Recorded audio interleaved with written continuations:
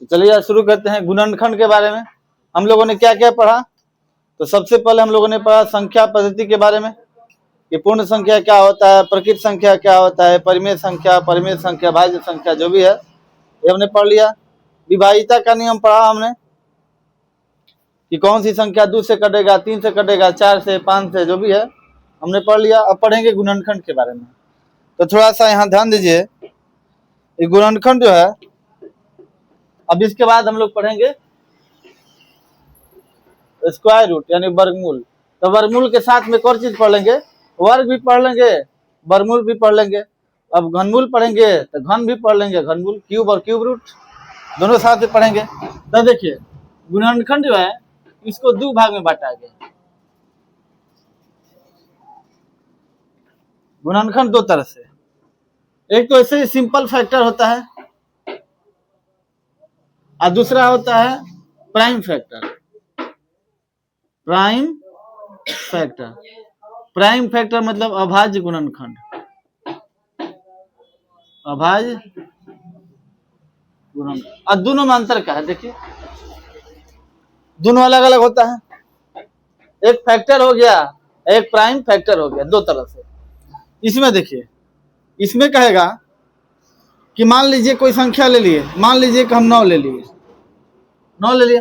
अब पूछिएगा इसका फैक्टर क्या है, तो ये सिंपल फैक्टर है। फैक्टर में कुछ लिखा हुआ नहीं है, फलाना फैक्टर, ढिमका फैक्टर नहीं। जैसे कलम लाया जाए तो कौन कलम दे देगा, फलाना कलम, ढिमका कलम, तो अलग है। तो फैक्टर है का मतलब कि कोई अलग से नाम नहीं है, प्राइम फैक्टर नहीं है, सिंपल फैक्टर है। तो सिंपल फैक्टर में क्या करना है, पूछेगा 9 का फैक्टर कौन कौन से होगा, 9 का फैक्टर कौन कौन होगा। तो देखिए अब उसमें आपको यही देखना है कि 9 जो है किस किस संख्या से 9 कट जाएगा। जिस संख्या से 9 कट जाएगा वही उसका फैक्टर होगा। जिस संख्या से, जैसे 1 का पहाड़ा पढ़ेंगे, 1 से 9 कट गया तो 1 फैक्टर हो गया। अब प्राइम फैक्टर ऐसे नहीं बनता है, प्राइम फैक्टर बनने का दूसरा तरीका है, इसलिए हम दोनों बता रहे हैं। देखिए फैक्टर पूछे कि गुणनखंड 9 का गुणनखंड कौन कौन है, 9 का गुणनखंड कौन कौन है। तो क्या करेंगे, देखिए 9 जो है, 9 को कौन कौन, जैसे चाकू ले, लकड़ी है, अब इस लकड़ी को कौन कौन हथियार काट सकता है, चाकू काटेगा, तलवार काटेगा, पहुंसुल काटेगा, दांत से काटेंगे नहीं। तो जो जो काटने वाला आइटम है वही यहाँ रख देना है, कि पहुंसुल रखे, कि छुरा रखे, कि तलवार रखे, कि यारी रखे, कि दांते रख दे काटने के लिए। तो यहाँ फैक्टर का मतलब वो कौन कौन सी संख्या है जो इसको एकदम काट दे, काट डाल, जो काट देगा वही गुणनखंड हो जाएगा। तो 1 से कट जाएगा मतलब पहाड़ा में आ जाएगा। देख के पहाड़ा 9 बार पढ़िए, 9 नहीं आ जाएगा। अच्छा 1 के बाद किससे कटेगा, तो 3 से कटेगा, 3 का पहाड़ा पढ़िए, कटेगा, कट जाएगा। यहाँ आ जाइए, वहां से नहीं दिखेगा, यहाँ आ जाइए, 3 से कटेगा। अच्छा 3 के बाद किससे कटेगा, 4 से नहीं कटेगा, 5 से नहीं कटेगा, 6 से नहीं कटेगा, 7 से नहीं कटेगा, 8 से, 9 से कटेगा। तो देखिए अब पूछेगा 9 का गुणनखंड, 9 का गुणनखंड पूछेगा क्या होगा। तो लिखिए, अब ये सब गीत गाना पड़ेगा, लिखना पड़ेगा कि 9 का गुणनखंड बराबर 1, 3 और 9, ये होगा, समझ गए। अभी नहीं कि 9 बराबर 1 तो 9, बराबर का मतलब समझते हैं, एक बात जान लीजिए, पहले बराबर का मतलब समझ लीजिए। कहीं लिखते हैं, गीत नहीं गाते हैं, बराबर है, यही तो पूछ रहा होगा। बराबर का मतलब क्या होता है, देखिए मान लीजिए हम लिख दें कि 9 बराबर 1, 3, 9। बराबर का मतलब क्या है कि दोनों सिंबल दोनों बराबर है, मतलब कि एगो तरजुई हो गया। ऐसे तरजुई देखे हैं, दुकान में होता है, देखे हैं। अब हेने 1 किलो का बटखारा रख दिए, हेने 1 किलो चीनी, तभी ना बराबर होगा। यानी कि इधर का दोनों बराबर है, तभी बीच में देंगे बराबर। बराबर का मतलब यही होता है। बराबर वो 3 तरह का होता है, तो वही आप सिंपल एक ही जानिए ना कि बराबर इधर का जितना है उतना ही वैल्यू इधर का है, तो दोनों क्या होगा, बराबर। अब आप सोचिए कि 9 जो है 1 3 9 के बराबर होगा, पॉसिबल है? नहीं। अब लिख देता है कि 9 का गुणनखंड पूछे है तो 9 बराबर 1 3 9 लिख दिए, कुछ और लिख देते हैं। जरा सोचिए कि 9 के बराबर 1 3 9 होगा, 9 के बराबर तो 9 ना होगा, 1 3 तो एक्स्ट्रा में लिख दिए। अब लिखना तो हमको है, ऐसा नहीं है कि 9 बराबर 9 लिखने के लिए हम 1 3 हटा दिए। मान लीजिए कि टेम्पू में 4 आदमी का सीट है, आदमी 10 गो है, तब 10 आदमी को हटा दीजिएगा कि टेम्पू बड़का लाना पड़ेगा? अन्ना तो कहेंगे तुझे उखाड़े, तुमको नहीं जाना है, टेम्पू छोटा है। तो ये उसका दोष नहीं है, आप टेम्पू दूसरा लाइए, क्योंकि सबको जाना है, नहीं जाना है, सबको जाना है तो टेम्पू दूसरा लाएंगे। तो ये सबको लिखना है, ये है तो तरीका बदलेंगे ना, यही नहीं कि भगवान है तुमको सबको नहीं लिखेंगे, भगा दिए बराबर करने के लिए, नहीं। अब दूसरा तरीका लिखेंगे तो तरीका यही है कि वहां लिखना पड़ेगा। अब यहाँ बराबर लिखिएगा ना तो कोई दिक्कत नहीं है, क्यों? क्योंकि यहाँ लिखा हुआ है 9 का गुणनखंड, 9 का गुणनखंड, और तब लिखेंगे जितना है सब बराबर हो जाएगा। तो यही चीज आप नहीं लिखते हैं, कहते हैं कि गीत गाने की जरूरत क्या है, 9 बराबर 1 3 9, चाहे 9 10 देके 1 3 9 लिख दीजिएगा, यो गड़बड़ है, यो गड़बड़ है। क्योंकि ये भी बराबर क्या बराबर होता है, इसका मतलब भी बराबर ही होता है, लेकिन ये लगभग बराबर होता है। टेंस टू इसको बोलते हैं टेंस टू, इसको बोलते हैं अप्रोक्सीमेट, ये होता है इक्वल। तीनों में अंतर क्या है कि ये पूर्ण रूप से बराबर है, ये लगभग बराबर है, ये भी यही आता है कि बराबर की ओर अग्रसर है, बराबर की ओर जा रहा है, पहुंचा नहीं है, जा रहा है। मतलब ये भी बराबर पूर्ण रूप से है, ये भी बराबर नहीं। अब आप पीढ़ी देखिए तो लगभग बराबर है, तो यहां से पता नहीं चलेगा कि लिखना क्या है। तो आपको पूर्ण रूप से लिखना पड़ेगा कि 9 का गुणनखंड बराबर 1 3 9। अच्छा है, अब अभाज्य गुणन जो भी आपको पूछता है वो आपको लिखना ही पड़ेगा, तभी लिखिएगा कि बराबर, आने तो बराबर नहीं होगा तो भारी मिस्टेक हो जाएगा, तब कहेगा कि ब्लंडर हो गया, भारी मिस्टेक। समझ गए? हैं?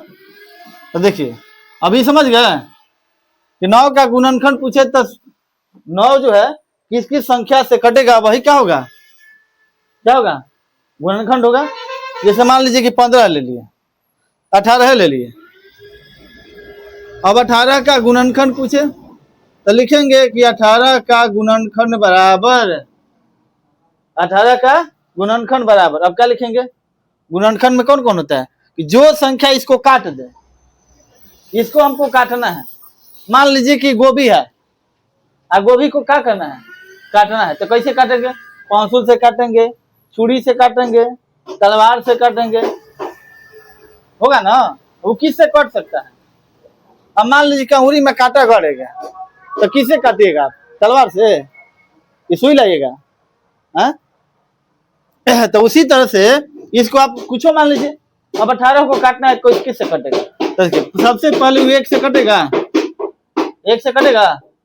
अच्छा 1 के बाद 2 से दूना कटेगा, 3 से कटेगा, 3 छक तो 3 से, अच्छा 4 से कटेगा, 4 से नहीं कटेगा, 5 से नहीं, 5 से तो नियम है कि अंतिम में 0 है, 5 है तभी कटेगा, तो 5 से नहीं, 6 से कट जाएगा, तो यहाँ 6 लिख देंगे। अच्छा 6 के बाद 7 से नहीं, 8 से नहीं, 9 से कटेगा। अब एक बात और ध्यान लीजिएगा, किसी भी संख्या को आप कटा रहे हैं, किसी भी संख्या को कटा रहे हैं, जब आप आधा में चल जाइएगा ना, कहां तक? आधा मतलब 9 दूनी 18 आ गया ना, तो आधा में आ गया ना। अब 9 के बाद आपको कोई सीधा अंक नहीं चेक करना है, सीधे चले जाइए उसी के पास, चाहे कोई भी संख्या हो, चाहे नहीं समझे तो एक बार फिर समझ लीजिए, चाहे कोई भी संख्या हो, हम भागा दे रहे हैं, ऐसे गुणनखंड करते करते जा रहे हैं, और ये तब तक पहुंचेंगे जब तक वो आधा ना हो जाए। आधा मतलब 2 से गुना करके, जैसे 9 दूनी तो 18 का आधा नहीं हो गया, 2 गुना का मतलब क्या हुआ, उसका आधा। अब यहां तक पहुंच गया ना, अब इसके बाद आगे संख्या आपको नहीं देखना है कि 10 से क्या कटेगा कि नहीं, 11 से नहीं कटेगा, 12 से कटेगा कि नहीं, ये आपको नहीं देखना है, सीधे अब चल जाइए लास्ट संख्या। जैसे यहाँ 9 है, तितरी का 9 लगभग आधा आधा ले लीजिए तो 9 का आधा क्या होगा 4.5। तो 3 के बाद 4 पहुंचेगा, 4 के बाद देखना ही नहीं है। समझ गए? नहीं समझे? हाँ देखिए 18 है ना, तो 18 का आधा तक पहुंच गए 9 तक, जहां दुगना में आ जाएगा कि फलाना दुनिया तना, और उसके बाद आपको संख्या खोजना नहीं कि इसके आगे कौन संख्या से कटेगा, कटवा नहीं करेगा। अब सीधे चले जाइए लास्ट संख्या, तो 9 आधा आ गया ना, 9 दूनी 18 आधा आ गया। अब इसके बाद आपको 10, 11, 12 खोजना ही नहीं है, सीधे चले जाइए लास्ट में 18। तो ये हो गया आपका गुणनखंड। नहीं समझ में आया? एक और उदाहरण लीजिए, जैसे मान लीजिए कि 35 का ले रहे हैं, कुछ का ले सकते हैं, ऐसा नहीं कि हम बोले वही का, आप भी अपने मन से बोल सकते हैं। वो संख्या बोलिए 45, चलिए वही लेते हैं। मैं तो कहेगा कि जो याद होगा वही लिख रहे हैं, ये वो याद है इसी का लिख रहे हैं आप, हम बताएंगे अब नहीं याद होगा। 45 का गुणनखंड बराबर, देखिए अब 45 किसी संख्या से कटेगा। अच्छा ये खोजते खोजते हमको कहां तक जाना है, तो हमको जाना है आधा तक, 22.5 तक। 22 के बाद संख्या हमको खोजना नहीं है, हमको कहां तक जाना है 22 तक, 22.5 तो नहीं होगा, 22 तक हमको जाना है। इसके आगे हमको सीधे चल जाना है 45 के पास, कोई संख्या से नहीं कटेगा। तो देखिए सबसे पहले तो 1 से कटेगा, कटेगा। अच्छा 2 से नहीं कटेगा, 3 से कटेगा, 3 से 4, 5, 9, 3 से कटेगा, 4, 5 तो 3 से कट जाएगा, 4 से कटेगा नहीं, 5 से कट जाएगा, 6 से नहीं कटेगा, 7 से, 8 से, 9 से, 9 से कट जाएगा। हमको जाना है 22 तक, ध्यान रखिएगा। 9 के बाद 10 से, 11, 12, 13, 14, 15 कटेगा, 16, 17, 18, 19, 20, 21, 22। अब 22 नहीं कटेगा ना, अब 22 के आगे हमको जाना ही नहीं है, क्योंकि हम आधा आ गए।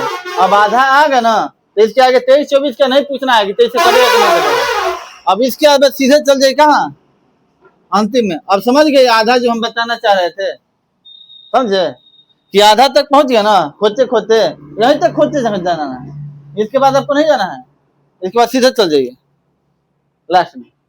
समझ गए? तो इस समझ में आ गया? बोलिए एक और उदाहरण दे, क्या गया? आ गया। अब देखिए अब पढ़ना है प्राइम फैक्टर। तो प्राइम फैक्टर के लिए आपको थोड़ा समझना पड़ेगा प्राइम नंबर। तो ये आप गुणनखंड समझ गए, तो बनाना कैसे है अभी मत लिखिएगा कि 9 बराबर 1, 3, 9, तब हो जाएगा गड़बड़। हाँ समझ गए ना? तो पता चला कि 1 किलो बटखारा चीनी देना था 1 किलो, अब बटखारा रख दिए 2 किलो का, तो घरे वाला घूसा लात घूसा खूब मारेगा कि बताओ 1 किलो पैसा लिया दे दिया 2 किलो। ना तो ऐसा ना हो कि देना था चीनी 2 किलो, बटखारा रख दिए 1 किलो का, तो वो समस्या हो जाएगा। कहेगा 2 किलो की चीनी नहीं लग रहा है, डंडी मार रहा है, मारो इसको। बिना साबुन सरफ की धो देगा। हाँ बिना साबुन सरफ की धुलाई होता है। देखिए तो गुणनखंड, तो आपको जब भी आपको लिखे पूछे कि इतना 18 का गुणनखंड लिखिए, तो ये 18 बराबर मत लिखिएगा, वहां लिखना पड़ेगा 18 का गुणनखंड बराबर इतना, गीत गाना पड़ेगा। हाँ गाना अनिवार्य है, ना का सवाल नहीं, और ना गाइए वो अलग बात है। अब कोई कह दे कि 18 काम चल जाएगा, काम चलाना कैसे है, गाड़ी में तेल नहीं है तो चल जाएगा चल के। अब हम प्राइम फैक्टर पे आ जाए। देखिए प्राइम फैक्टर के लिए थोड़ा सा आपको ये जानना पड़ेगा का प्राइम नंबर। देखिए प्राइम नंबर याद किए हैं, हम लिखवाए थे कि 1 से 50 तक में 15 गो अभाज्य प्राइम नंबर यानी अभाज्य संख्या होता है, जिनका योग जोड़िएगा तो लगभग 328 होता है। 50 से 100 तक, चाहे 51 से 100 तक जो भी लीजिए, तो उसमें 10 गो अभाज्य संख्या होता है, उसको जोड़िएगा तो लगभग 700 32 के आसपास आता है। तो कुल मिला के दोनों जोड़ दीजिएगा 25 अभाज्य संख्या के तो 1060 आता है, योग जोड़िएगा तो अभाज्य संख्या के, खाली सबके नहीं। देखिए अब प्राइम नंबर लिख देते हैं। प्राइम नंबर कौन कौन है? देखिए प्राइम नंबर में आ जाएगा 2, 3, 5, 7, 11, 13, 17, 19, 23, 29, 31, 37, 41, 43, 47। अब गिने 15 को है, गिने तो 1, 2, 3, 4, 5, 6, 7, 8, 9, 10, 11, 12, 13, 14, इनको जोड़िएगा योग 328 आएगा। अभी लिखने का क्या मतलब है? देखिए पूछ रहा है कि प्राइम फैक्टर कोई सी संख्या का अभाज्य गुणनखंड निकालिए। जब पूछेगा, जब जैसे वहां गुणनखंड पूछ रहा था तो आप किसी संख्या से भागा दे रहे थे, वो रोक था उसमें, इसी से देना उससे नहीं देना है, जिस से कट रहा सबसे दे रहे थे, सबसे भागा दे दिए। इसमें क्या करना है कि सबसे भागा नहीं देना है, जो नंबर लिखा हुआ है, देखिए जो नंबर लिखा हुआ है प्राइम फैक्टर का मतलब कि जिससे फैक्टर कीजिएगा वो नंबर प्राइम नंबर होना चाहिए।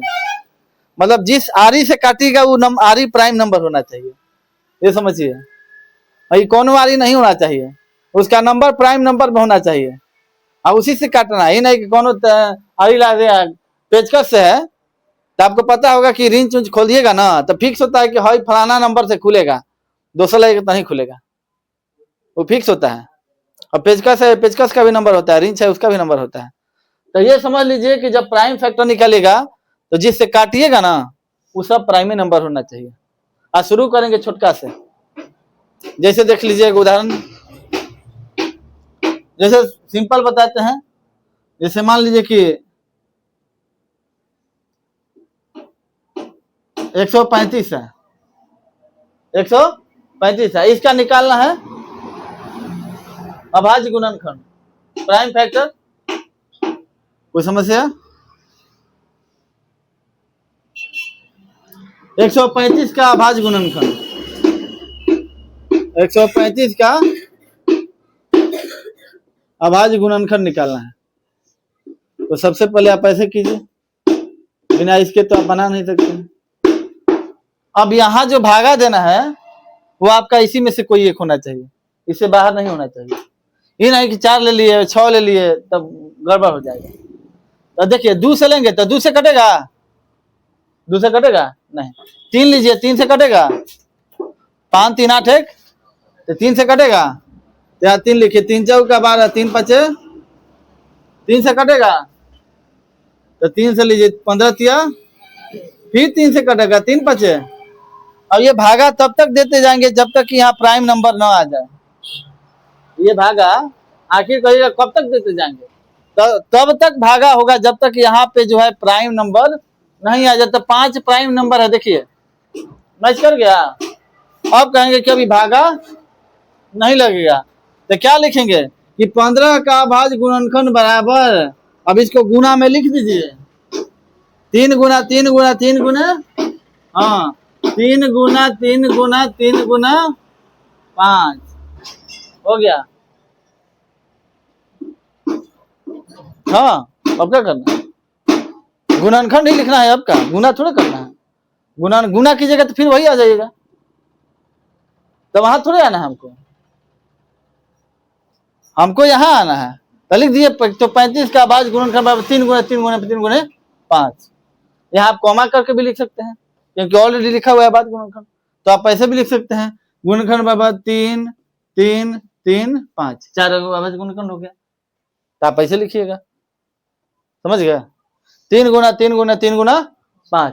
इसमें क्या समझना है, देखिए इसमें यही समझना है कि जो आप भागा दीजिएगा ना वो इसी में से कोई एक, इसका मतलब कि आपको ये वाला कम से कम यहां तक तो यादें होना चाहिए। देखिए क्या को हुआ विनीता, 1 2 3 4 5 6 7 8 9। ऐसे भारी संख्या नहीं है, संख्या आपको याद है, गिनते गिनते हैं तो सब याद है। आई 15 को संख्या आपको याद करना है, यही याद करना, इतना ही याद, ज्यादा नहीं, 51 से 100 तक नहीं याद करवाएंगे, इतना याद कर लीजिए, बहुत काफी है आपके लिए, तो बहुत काफी है। अब उसमें आपको यही ध्यान देना है कि जब भी हम यहाँ संख्या भाग देने के लिए लिखेंगे तो ये जो संख्या होगा ना वो इसी में से होगा, यानी ये जो नंबर होगा वो प्राइम नंबर, और सबसे छोटका से शुरू करना है। छोटका मतलब 2 से शुरू कीजिए, नहीं कटा तो 3 से, ये नहीं कि सीधे 9 से शुरू कर दिए, सीधे कहाँ से शुरू कर दिए, 3 से चाहे 5 से, नहीं करना है, शुरू से शुरू करना है, छोटका से। एक और उदाहरण, कोई संख्या बोलिए, कोई संख्या अपने मन से बोलिए, तो अपने वाला याद का क्या है वही बता रहे हैं, हैं? 970, चलिए देखिए, कुछ नहीं करना है, कोई भी संख्या ले लीजिए, भागा देना है, और क्या। अब देखिए, अब भागा देंगे तो इसी संख्या में से भागा देंगे, सबसे भागा नहीं देंगे, तो देखिए 2 से भागा कटेगा, 2 से भाग लगेगा ना, अंतिम में क्या है, तो 2 से कट जाएगा, तो 2 से भागा दीजिए, 2 चौका 8, 1 बचा, भागा यहाँ देखिए, यहाँ भागा कैसे दिया जाता है, नहीं तो आप पीछे रफ कीजिएगा, यहाँ देखिए कैसे भागा देंगे, 2 चौका 8, 1 बच गया, 1 पर 7, तो 2 8 1 बच गया, 1 पर 0, 2 बचे, कट गया। अब देखिए 2 से कटेगा, 2 से नहीं कटेगा, 3 से कटेगा, 8 4 12 5 17, 3 से 5 से कटेगा, 5 से कटेगा, देखिए 5 9 45, 3 बच गया, 3 पर 5, तो 5 7 35। अब ये 97 आ गया, 97 एक अभाज्य संख्या है, 97 एक प्राइम नंबर है। हमने क्या बताया, ये भाग तब तक ले जाना है जब तक कि नीचे प्राइम नंबर नहीं आ जाता है, प्राइम नंबर आ गया तो कटेगा, नहीं तो आगे कहाँ कर ले जाएगा। मान लीजिए कि लकड़ी एकदम छोट हो गया, जैसे विज्ञान में पढ़ेगा कि पदार्थ का सबसे छोटा कण परमाणु, पहले परमाणु था, अब तो इलेक्ट्रॉन प्रोटॉन होगा, उसको कहाँ तोड़िएगा, अब टूट भी नहीं करेगा, एकदम छोट हो गया। उसी तरह से जब अभाज्य संख्या होगी अभाज्य, तो भागा लगभग नहीं करेगा, तो छोट कैसे खींचेगा, तो यहीं पे आके रुक जाएगा। अब लिखिएगा कि 970 का अभाज्य गुणनखंड, 970 का अभाज्य गुणनखंड